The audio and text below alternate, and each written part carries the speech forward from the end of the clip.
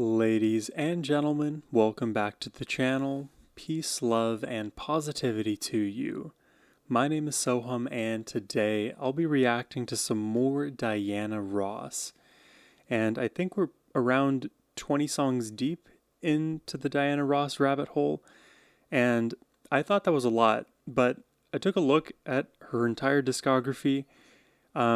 We're barely making a dent because she has 26 full-fledged studio albums and we don't even have 26 songs under our belt yet.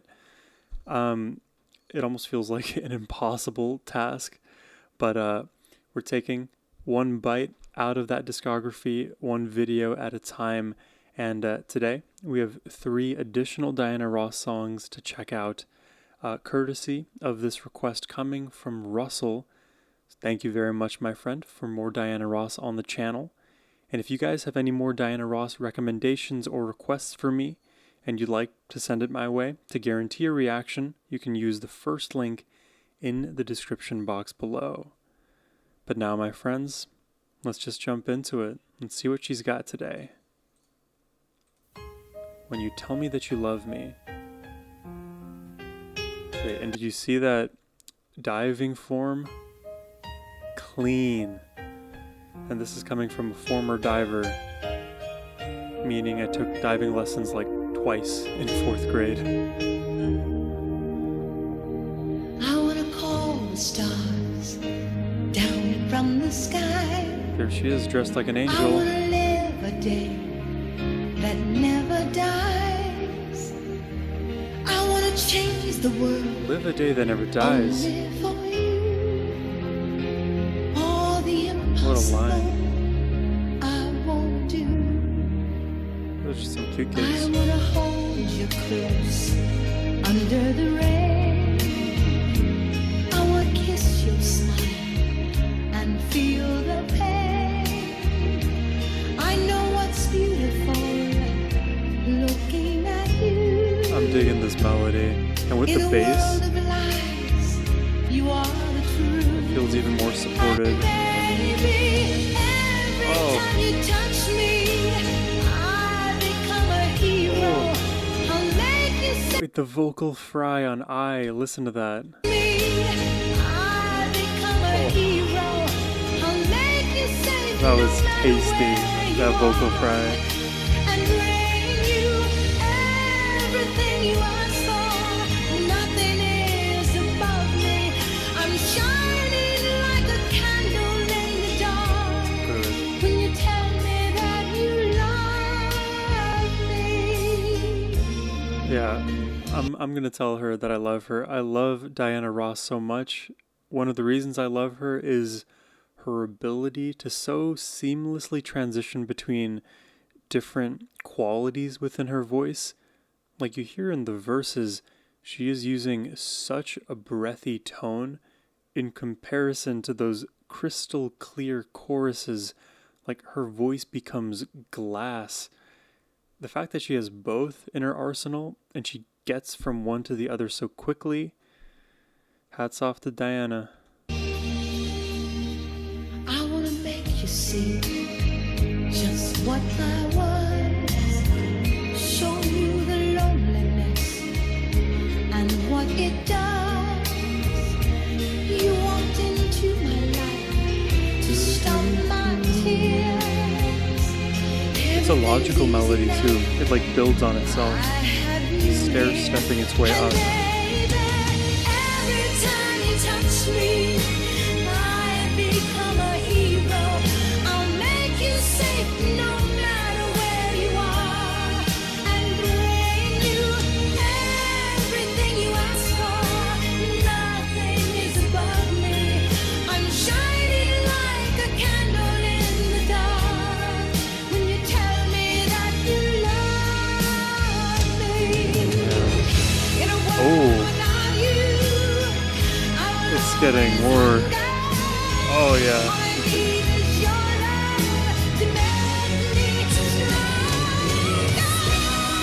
Oh. Oh my God, Diana. She always does that.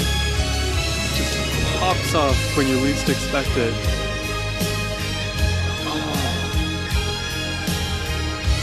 Into the guitar solo is crazy work. I love that.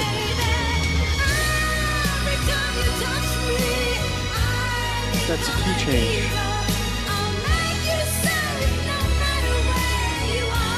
At the very least, a transposition.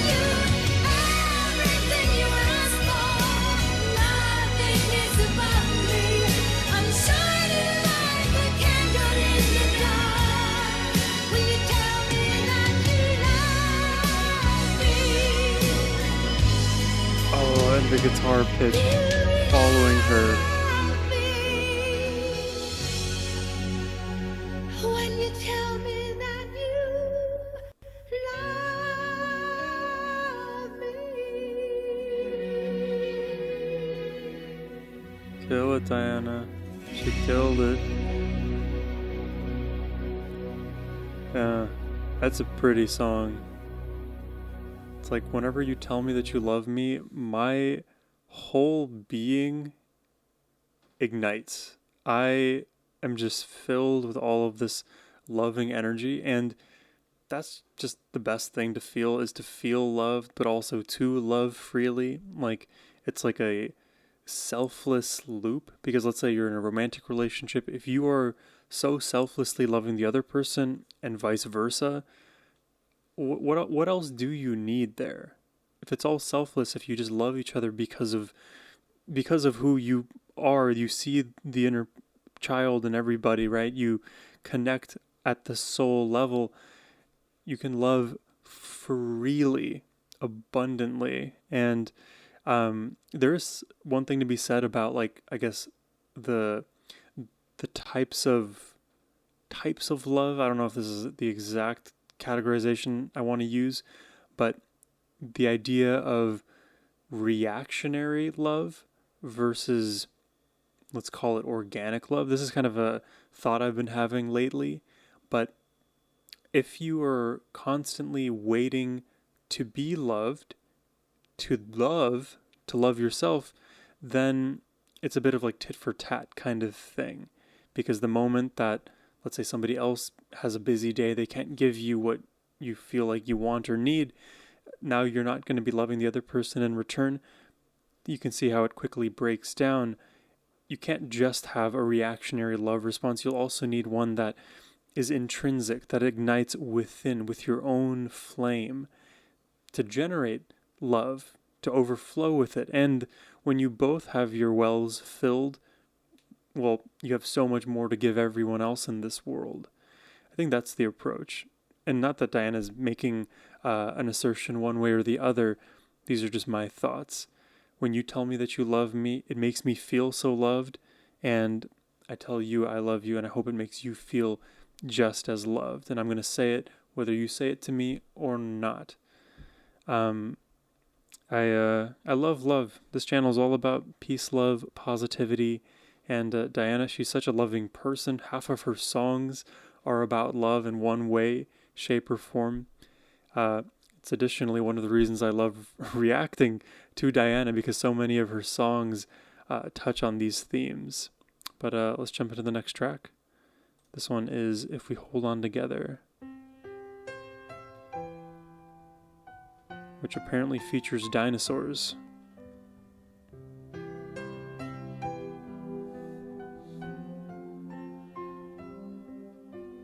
Don't lose your way with each passing day.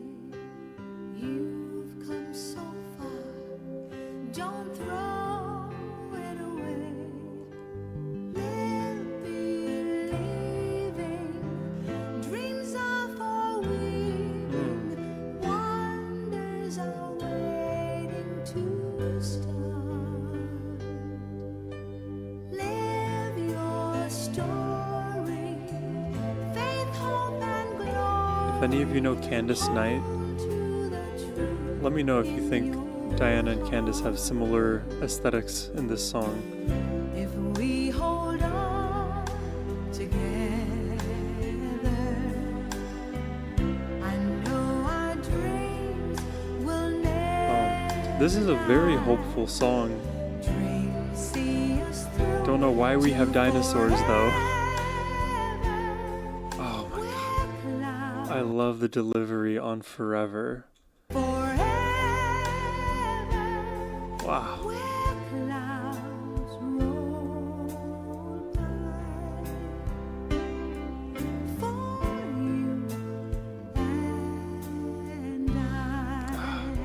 A small little note here, but we know like what Diana is capable of when it comes to like her vocal range. For example, she can hit those highest of high notes and it impresses us, right?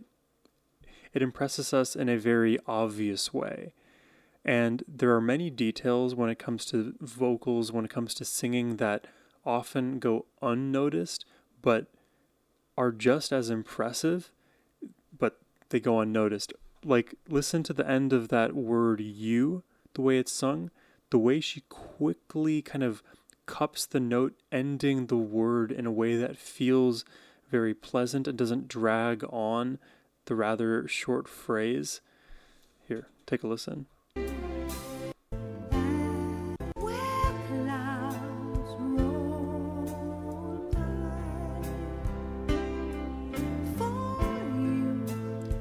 She quickly cuts off you. Instead of holding the you, she goes you with a much softer edge than I have. It's all of these little decisions that help her, A, like save breath. I think I brought that up in a previous reaction. But B, give each word its own character. So you string together whole sentences of these across a song, across a discography, and every single word, it has its own, it basically like is its own character within the song. You could do that whole analysis for every single syllable probably, and there would be something to say. But it's these little details that I like to draw attention to, because that's where a lot of the money is made, whether we know it or not.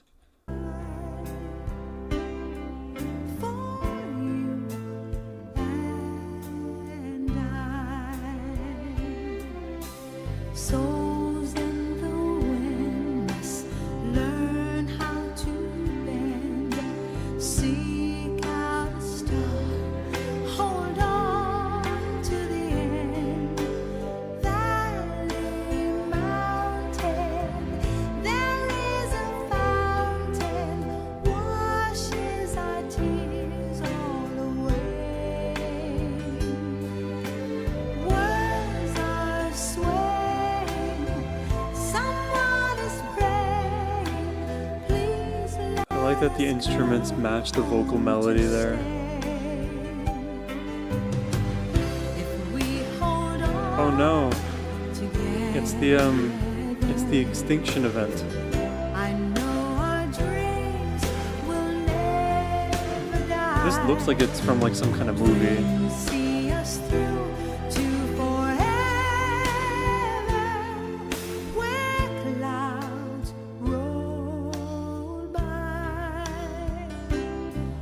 For you and I. Oh, When we okay. in the dark, we'll dream above the sun. In the dark, we'll feel the light warm our hearts, everyone. If we hold on together, This melody is actually perfect. dreams will never die. Dreams see us through to forever, as high as souls can fly. The clouds roll by for you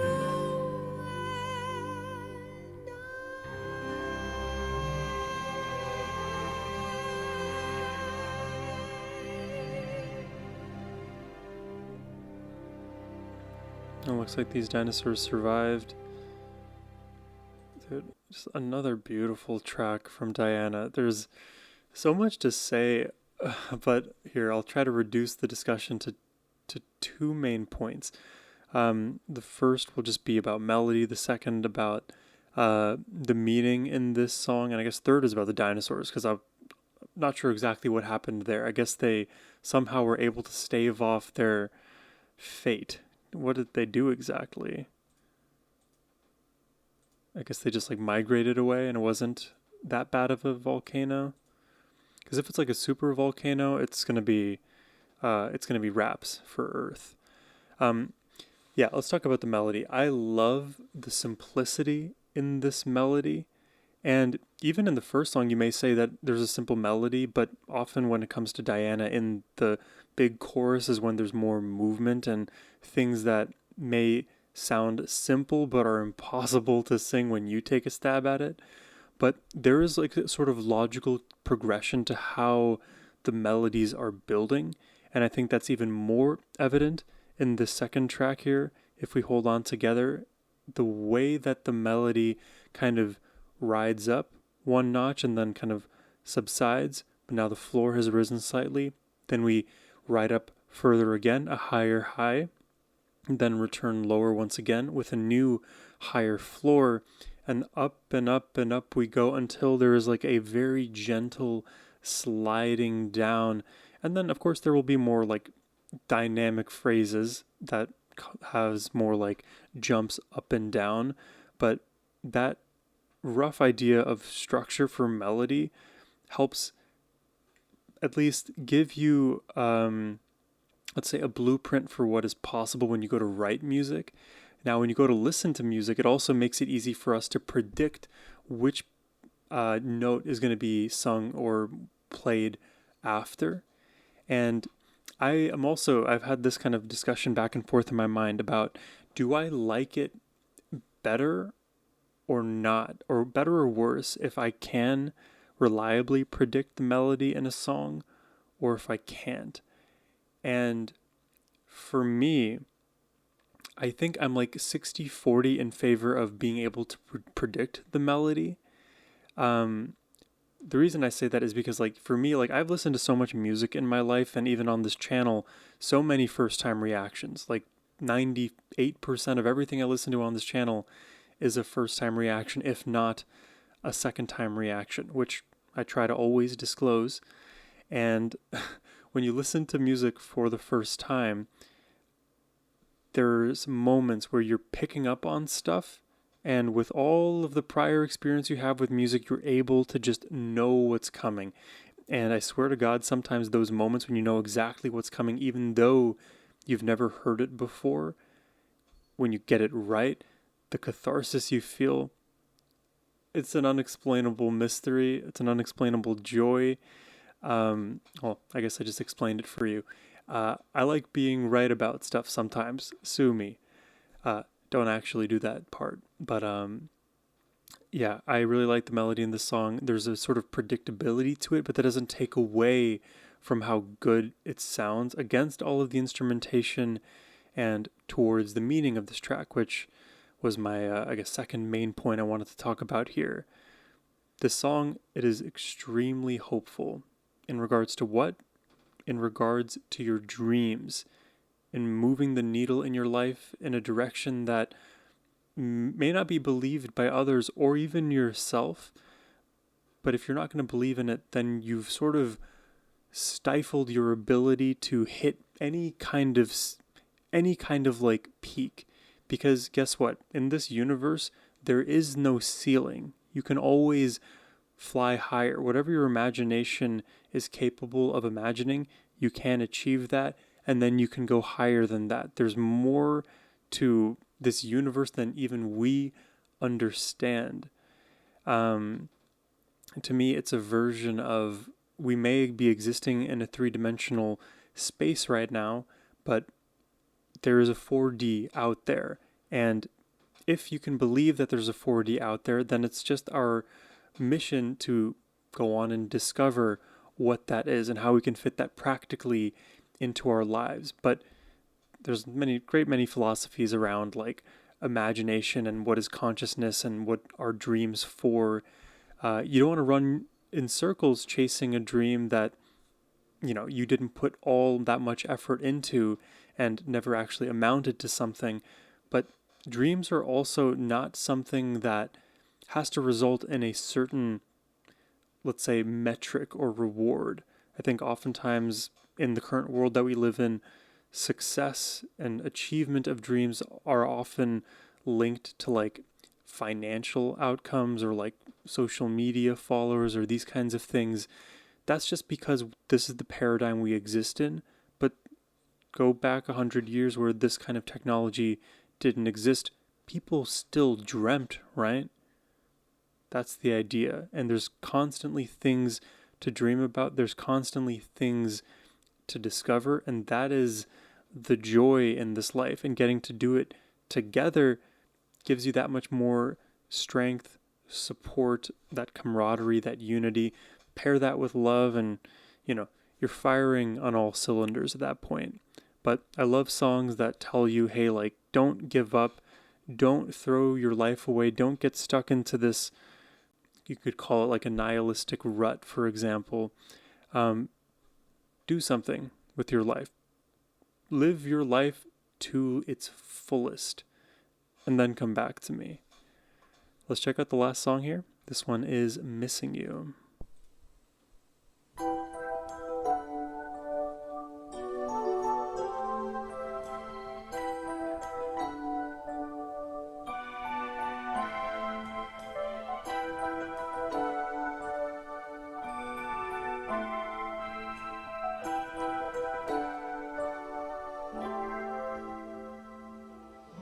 Since you've been away, I've been down and lonely. Since you've been away, I've been thinking of you. Trying to understand the reason you left Interesting me. rhythm in this What melody. were you going through? It's like fast up front, then slows down. Oh, that's nice. I'm missing you. Tell me why the road turns. Oh, I'm missing you. she's so good at crafting Tell me melodies. why the road turns.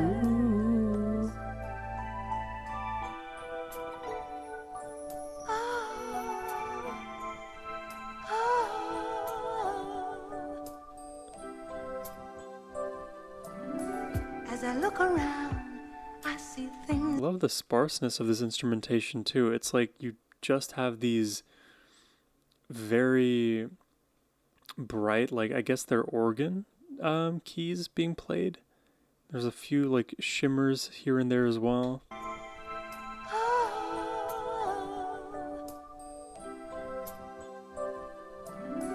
As I look around, I see things that remind me.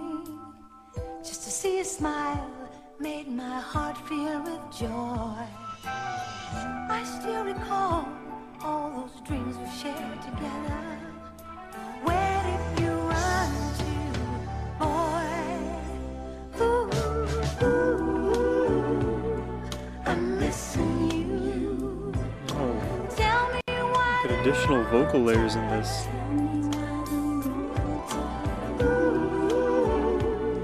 I'm missing you. Tell me why the road turns. Sometimes I've wondered, I didn't understand just where you were trying to go. Only you knew the plan. And I tried to be there. Dude, this song gives me but you chills. wouldn't let me in. Oh, I don't know if I mentioned, but this is about Marvin Gaye's passing.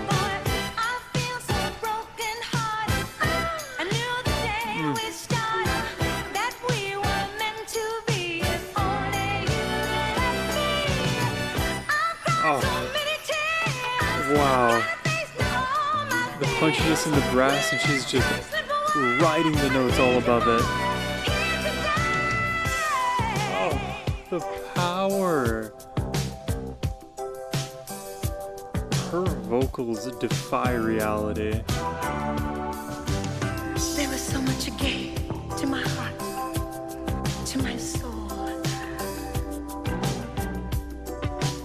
was so much of your dreams that were never told. You had so much hope for a brighter day. Why were you my flower plucked away? Tell me why the road turns.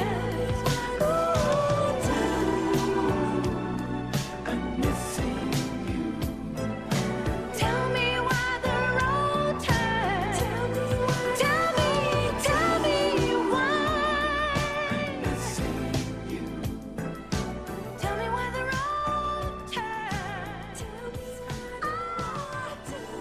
I don't understand that. Wow. That is a powerful love letter to somebody who's gone. And Marvin Gaye, somebody who she performed with all the time, not being in her life. This is truly like a love letter to Marvin. And I don't know what that would feel like to lose somebody truly who meant that much to me. Because luckily in my life, I haven't experienced that level of loss. I have experienced loss, and it moved me in in ways that I was more able to contain. But there are certain losses that, like, not to get like morbid or anything, but just like I have thought of, if they ever happened, how devastated I would feel. And I like the better part of me now, the version of me that is like clear thinking and not in that situation, imagines like, okay, what I would have to do in that moment is to do my best to process all of the emotions and channel those confusing emotions into something that could be music, it could be painting, it could be meditation, it could be anything that helps like recenter the brain around this very confusing concoction of emotions. And in this case with Diana, she has decided to sing this song. I don't know how much of it she wrote or composed, or and to what extent she does a lot of the writing of the instrumentation versus like the melody and lyrics and the that kind of thing. But her performance alone just shows you how much care she has and how moved and hurt she was by this loss. Specifically in the moment where I forget what timestamp it was in the video, but she is wearing all white for like the first half of the video, and then like a sudden change happens and she's wearing all black. And to me, that is almost like symbolic of the passing on from life into death, into the afterlife, whatever y'all believe. And that's where, when the death happens, that's when she gets more riled up. She gets louder. Her even like the style of the song kind of changes. It gets more aggressive. It gets more punchy, like I mentioned with the brass. So stylistically, I think those are very smart decisions because they map on well to a situation after death where there's a lot more emotions happening. So you need more sort of musical weight to address those emotions. And of course, like I mentioned, even in the first song, but Diana she has this remarkable ability to be able to sing so tenderly in the lows, in the quieter portions of a song, and rip it all the way up to 100. I don't know which was my favorite song of these three. I'm trying to think. Like, it is honestly really close between all three of these. I did really like If We Hold On Together. When You Tell Me That You Love Me, I think I'll go with If We Hold On Together, because I think that melody is something that it's already like in my brain. There's like a memorability factor to that song that works very well. Also, the fact that we've got the dinosaur visuals, I guess makes it more of a memory foothold for me. But also Missing You, like I love the darker, sadder emotions in music and just maybe in life in general. I don't know. I'm kind of weird like that. Minor scales always work well for me. So Missing You also, like, you know what? I'll go outside the box today. I will go with If We Hold On Together. But let me know what your thoughts are in the comment section down below. Hopefully, y'all enjoyed the reaction today. Like I said, if you'd like to request one yourself, you can use the first link in the description box, or you can scan your QR code on the screen here. Requesting a reaction is the best way to support my channel. But thank you all for watching. I hope you have a wonderful rest of your day. Take care and peace.